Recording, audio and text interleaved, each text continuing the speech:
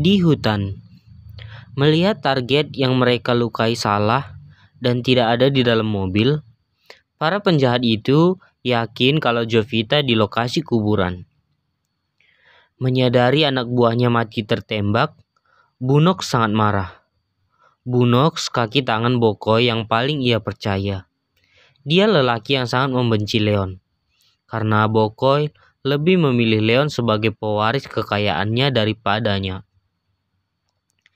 Jika Bokoy meminta hanya ingin melenyapkan Jovita, lelaki bertampang menyeramkan itu berniat menyingkirkan Leon dan anak buahnya. Leon dan Bunox sama-sama anak buah Bokoy dulu. Jika Leon memilih membangun kerajaan bisnisnya, maka Bunox memilih bertahan di sisi Bokoy dan menjadi anjing pesuruhnya selamanya. Saya ingin kepala naga dibawa ke hadapanku. Tidak peduli dengan cara apapun, ujar Bunox saat melihat rekannya tewas karena tertembak senjata Jidan. Tapi bos, ketua hanya meminta melenyapkan wanita itu, tidak ingin menyakiti naga, ujar rekannya protes. Tiba-tiba, Bunox menarik pistol dari rekan yang berdiri di sampingnya dan menembak rekannya yang memprotes kemauannya. Dor! Lelaki itu tewas seketika. Singkirkan mayatnya. Baik bang. Tidak ada yang membantah lagi. Dengar semua. Dengarkan apa yang saya katakan. Lelaki itu hanya tahu menyuruh kita, tetapi tidak pernah tahu keadaan di lapangan. Jika saya membunuh kalian semua, dia tidak tahu. Jadi, saat ini, saya perintahkan kalian semua memburu naga di dalam hutan ini. Baik bos. Bunox yang diminta Bokoy membunuh Jovita mengambil kesempatan ingin membunuh Leon juga. Jadi, ia menambah pasukannya 4 kali lipat dan membagi 4 bagian untuk mengepung hutan di mana Leon dan Jovita berada. Maka nyawa kedua saat ini dalam bahaya. Karena bukan hanya Jovita yang jadi incaran, melainkan Leon juga. Regu A, kalian akses keluar dari hutan ini. Lainnya masuk ke dalam hutan. Lakukan malam ini juga, pinta Bunox. Baik bang. Sementara anak buah Leon beruntung sudah keluar saat Bunox menyadari rekannya tertembak. Iwan dibawa ke rumah dan langsung dapat penanganan dari dokter Billy. Lukanya tidak terlalu parah karena ia lelaki. Tetapi jika itu Jovita, seorang wanita, sudah bisa dipastikan ia tidak selamat. Iwan mendapatkan 5 jahitan di bagian perut. Tidak ada yang perlu dikhawatirkan. Tidak mengenai organ vital karena kulit perutmu tebal kayak badak. Tetapi jika itu tadinya Jovita, aku yakin ia tidak selamat karena keparat itu sengaja memutar pisaunya. Kenapa keparat itu mengincar perut Jovita? Bisa saja dia menikam bagian dada atau menembak dengan pistol, ujar Billy memikirkan sesuatu. Mungkin lelaki bangkotan itu ingin melihat musuhnya menderita sebelum mati, timpal Jidan. Aku khawatir dengan Nona Hara dan bos.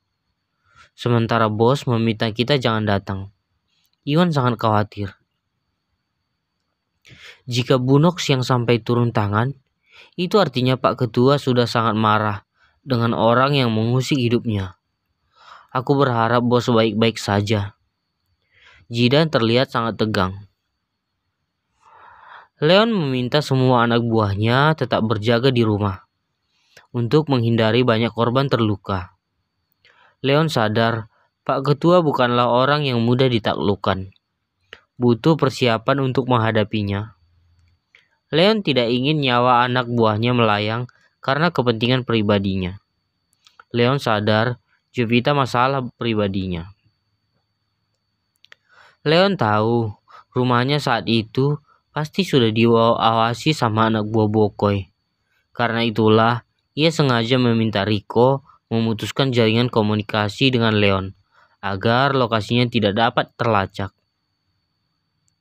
Sementara lelaki yang menusuk Iwan sudah mereka kurung di ruang bawah tanah dan membuang semua alat komunikasi yang menempel di tubuhnya sebelum dibawa ke rumah Leon. Tetapi sekeras apapun mereka menyiksa pria yang menusuk Iwan, ia tetap tidak mau buka mulut. Bahkan beberapa kali ingin melakukan bunuh diri daripada buka mulut. Semua anak buah Bokoi akan melakukan hal yang sama jika sudah tertangkap musuh, dibunuh atau pilih bunuh sendiri. Itu salah satu perjanjian dalam bekerja pada ketua.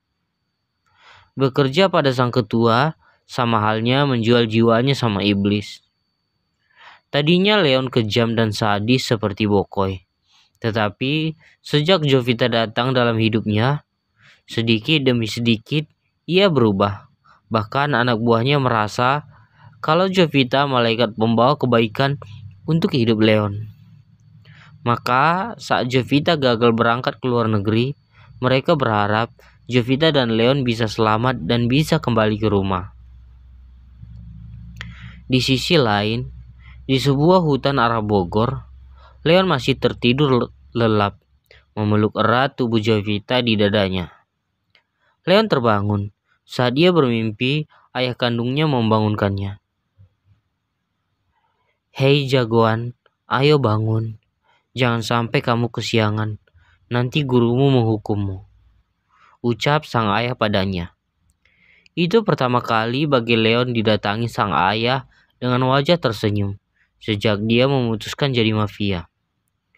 Baru kali ini ayahnya datang dengan wajah tersenyum di mimpinya.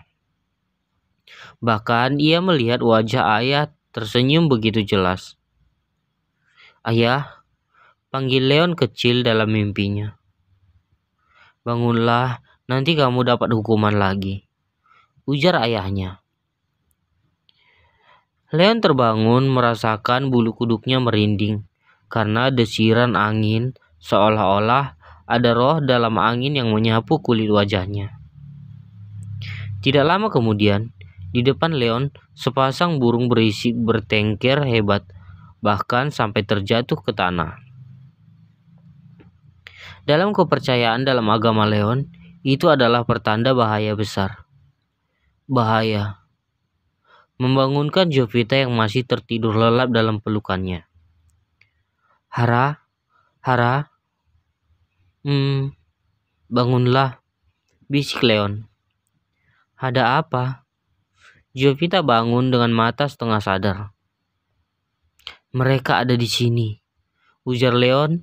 Ia berdiri di belakang pohon yang mereka gunakan bersandar untuk tidur. Saat Leon menoleh ke balik pohon, benar saja mereka sudah ada. Jovita panik, matanya melotot terkejut. Leon menunjuk arah sungai meminta mereka menyelam, karena hanya itu akses satu-satunya tempat persembunyian. Aku berenang," ucap Jovita. Wanita cantik itu memang sangat takut berenang, karena punya trauma. Pernah tenggelam saat masih kecil. Tubuhnya masih gemetar. "Aku akan bersamamu," balas Leon menatap dalam manik-manik mata Jovita. Wajah Jovita pucat saat diminta berenang. "Baiklah, lepaskan pakaianmu." "Apa?" "Jika kamu berpakaian, kita akan ketahuan. Karena pakaianmu nanti akan melambai ke atas. Percaya padaku, aku tidak akan mencelakai kamu." Tidak ada pilihan lain. Jovita melepaskan pakaiannya di depan Leon, hanya meninggalkan bra dan sementara Leon hanya melepaskan kaos miliknya. Leon menggulung pakaian kering mereka dan menimpanya dengan batu, lalu masuk ke dalam air di balik batu besar. Baru masuk ke dalam air. Hitungan detik, mulut Jovita sudah mengap-engap, menimbulkan gelembung air. Leon menunjuk ke atas.